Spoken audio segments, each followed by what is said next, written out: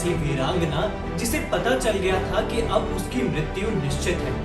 यह युद्ध उसका अंतिम युद्ध होगा, लेकिन फिर भी ये उसकी हार नहीं, बल्कि वो एक नींव के पत्थर के रूप में जानी जाएगी और एक महान कार्य को सफल करने का उद्देश्य पूरा करेगी। आखिर कौन थी वो रानी, कौन था वो इंसान जो रानी की मृत्यु के बारे में उन्हें बता रहा था? हेलो दोस्तों, मेरा नाम है कुशल और ओम टीवी के यूट्यूब चैनल में आप सभी का स्वागत है। हर हफ्ते आने वाले इंटरेस्टिंग वीडियोस को देखने के लिए प्लीज सब्सक्राइब करें हमारे यूट्यूब चैनल को और ओम टीवी ऐप डाउनलोड करना ना भूलें, जो कि iOS और प्ले स्टोर पर भी उपलब्ध है। सिंहासन हिल उठे राजवंशों ने भ्रकुटी तानी थी, बूढ़े भारत में फिर से आई नई जवानी थी। गुमी हुई आजादी की कीमत सबने पहचानी थी, दूर फिरंगी को करने की सबने मन में ठानी थी। चमक उठी सन 57 में वह तलवार पुरानी थी, बुंदेले हर बोलों के मुंह हमने सुनी कहानी थी। खूब लड़ी मर्दानी वह तो झांसी वाली रानी थी। दोस्तों, ग्वालियर के किले पर विजय प्राप्त करने के बाद जब नाना साहेब तात्या टोपे इस छोटी सी जीत की खुशी मना रहे थे, तो इसे देखकर वीरांगना झांसी की रानी लक्ष्मीबाई बहुत अधिक क्रोधित हुई और सभी को जश्न में डूबा देख गुस्से में किले के बाहर निकल आई और नदी के किनारे जा बैठी, जहां दूर से उन्हें मंदिर के घंटों की आवाज सुनाई दी। लक्ष्मीबाई ना चाहते हुए भी उस ओर चल पड़ी और वहां जाकर एक आश्रम के समीप जा पहुंची, जहां एक साधु गंगाराम भगवान की पूजा अर्चना कर रहे थे। साधु जी ने जब लक्ष्मीबाई को देखा तो उनसे पूछने लगे कि आप कौन है बेटी और यहाँ क्यों आई हैं? लक्ष्मीबाई ने भी अपना परिचय दिया और मन में चल रही उथल पुथल अपनी शंकाओं को दूर करने के लिए कहा। यह सुनकर साधु जी ने लक्ष्मीबाई की शंका को दूर किया और कहा कि बेटी, तुम इस भ्रम में मत रहो कि तुम साध्य को प्राप्त कर सकोगी, लेकिन हाँ, मैं इतना जरूर तुम्हें बता सकता हूँ कि तुम उस साध्य के लिए नींव का पत्थर बनोगी। लक्ष्मीबाई साधु की बात को शायद समझ तो गई थी, पर उन्हें और अधिक स्पष्ट करना चाहती थी। इसी कारण वह और अधिक प्रश्न करना चाहती थी, पर साधु ने उन्हें यह कहते हुए मना कर दिया कि वह अधिक उत्तर नहीं दे पाएंगे। रानी के मन के सवाल मन में ही रह गए। बाबा गंगाराम की गूंजती आवाज ने लक्ष्मीबाई के होंठ सिल दिए थे। कुछ देर वैसी ही चुप्पी बनी रही। फिर झांसी की निर्वासित रानी ने अपनी पूरी ताकत इकट्ठी की और सवाल किया कि उसके जीते जी स्वराज की प्राप्ति होगी या नहीं। बाबा कुछ क्षण मौन रहे और फिर उन्होंने कहा कि जब शासक अपनी विलासिता के ऊपर उठकर प्रजा का सेवक बन जाए तो समझ लेना चाहिए कि स्वराज की नींव पड़ गई है और तुम में वो सभी गुण हैं। तुम तब तक लड़ो जब तक विजय सूत्र ना मिल जाए। अब जाओ बेटी, जाओ, अभी तुम्हारी लड़ाई शेष है। दोस्तों, लक्ष्मीबाई का जन्म वाराणसी में 19 नवंबर 1828 को हुआ था। इनके बचपन का नाम मणिकर्णिका था, लेकिन लोग इन्हें प्यार से मनु कहा करते थे। इनकी माता का नाम भागीरथी बाई और इनके पिता का नाम मोरोपंत तांबे था। मोरोपंत जी एक मराठी थे और उस समय मराठा बाजीराव की सेवा में थे। इनकी माता भागीरथी बाई एक सुसंस्कृत, बुद्धिमान और धर्मनिष्ठ स्वभाव की थी और मनु को यह सारे गुण अपनी माँ से ही मिले थे।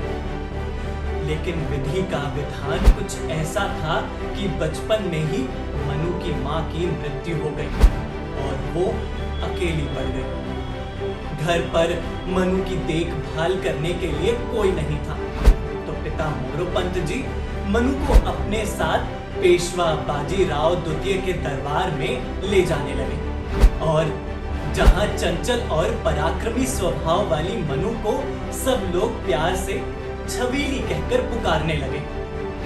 मनु वहीं पर रहकर पेशवा के दत्तक पुत्र डोंडी पंत के साथ शास्त्रों की शिक्षा के साथ साथ शस्त्र की भी शिक्षा लेने लगी और कुछ ही दिनों में वह दोनों अच्छे दोस्त बन गए। मनु बाजीराव पेशवा की छत्र छाया में बड़ी हुई और वहीं पर उनके विवाह की बात चलने लगी।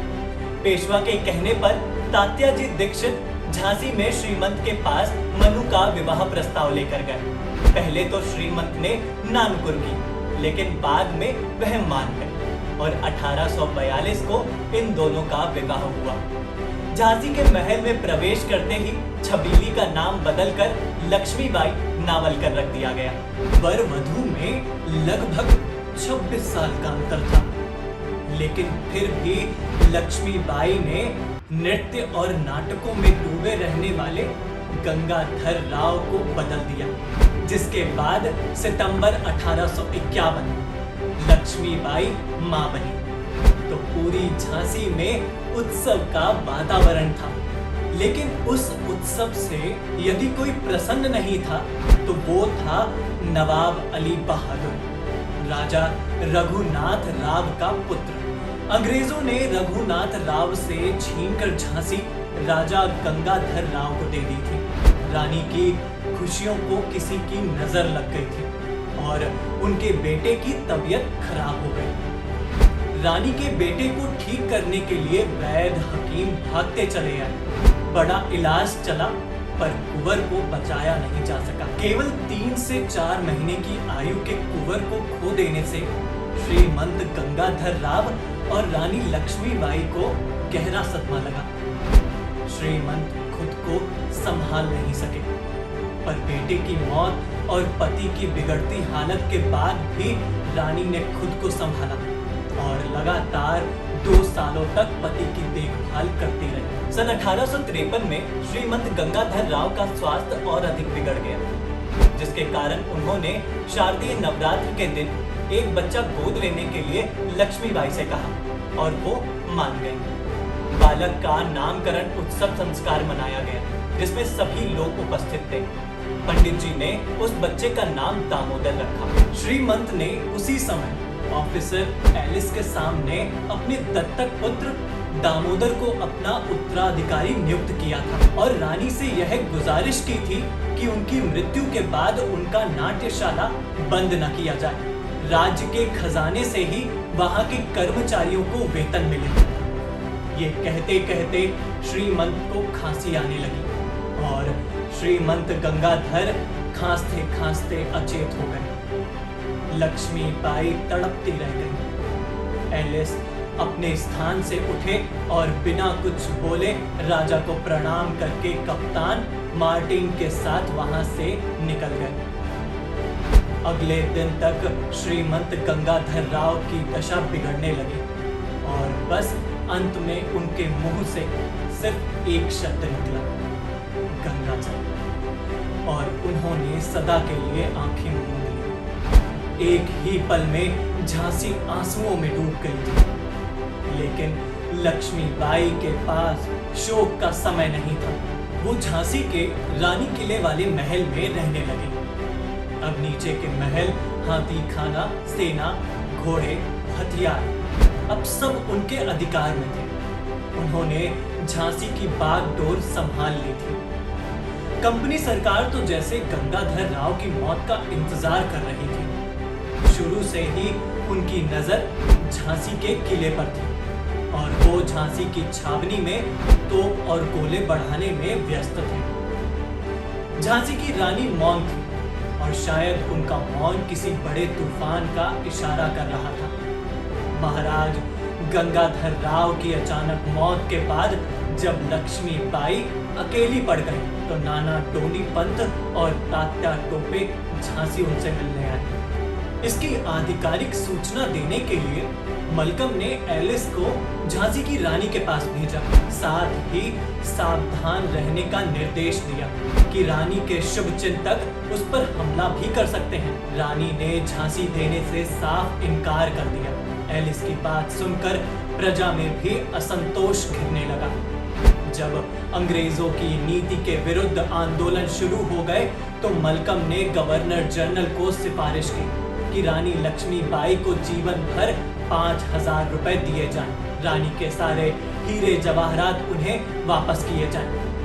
रानी के महंतों की सूची बनाई जाए और उन सबके जीवन निर्वाह का प्रबंध किया जाए। गवर्नर जनरल डलहौजी ने ये सिफारिशें स्वीकार की, लेकिन संपत्ति और हीरे जवाहरात देने से मना कर दिया। रानी ने भी एक वकील नियुक्त किया और उससे सलाह लेते हुए अंग्रेजों के खिलाफ मोर्चा शुरू कर दिया, जिसका असर हर जगह था। झांसी को अंग्रेजी साम्राज्य से मिलाने के लिए अंग्रेजों ने जो नीति अपनाई उसका देश भर में असर पड़ा। मऊ से मेरठ छावनी तक, दमदम से बैरकपुर छावनी तक हिंदुस्तानी अंग्रेजों के खिलाफ इकट्ठे होने लगे। क्रांतिकारी साधु फकीर नट ऋतिक के वेश में घूमकर पूरे देश में क्रांति की ज्वाला जगा रहे थे। आजादी के बारूद की सुरंगें पूरे देश में बिछाई जा चुकी थीं। उधर शक्ति और सत्ता के मद में चूर अंग्रेजों ने झांसी के किले पर आक्रमण कर दिया, जिसके बाद झांसी को बचाने का युद्ध शुरू हुआ। इस युद्ध में रानी ने कई आहुतियां दी। जब रात के अंधेरे में ह्यूरोज और बाकी ब्रिटिश फौज ने ग्वालियर पर आक्रमण कर दिया, तब उस समय सभी लोग आनन फानन में तैयार हुए और युद्ध के लिए निकल पड़े। रानी ने भी अपने दोनों हाथों में तलवार थामते हुए अपने छोटे से बेटे को गोद में उठाया और उसे बड़े प्यार से दुलार करते हुए कहा, दामोदर, तुम चिंता मत करना और ना ही युद्ध भूमि में तनिक भी घबराना।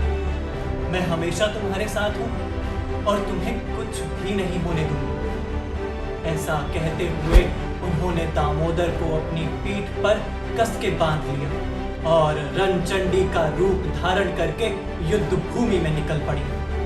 चारों ओर हाहाकार मचा हुआ था। तलवारों और गोलियों की आवाजों से आसमान गूंज उठा था। कई अपनों के प्राण गए थे और कई अपनों ने दगा किया था। स्वतंत्रता संग्राम का यह एक ऐसा युद्ध था जो पूरे भारत में क्रांति के रूप में शुरू हुआ और अंग्रेजों को नाको चने चबवा दिए। दोस्तों, इस महान वीरांगना के बारे में अगर बात करेंगे तो एक वीडियो कम पड़ जाएगी, इसीलिए इस वीडियो में सिर्फ इतना ही। इसी तरह की और भी वीडियोस को देखने के लिए प्लीज सब्सक्राइब करें हमारे YouTube चैनल को और ओम टीवी ऐप डाउनलोड करना ना भूलें, जो कि iOS और प्ले स्टोर पर भी उपलब्ध है। धन्यवाद।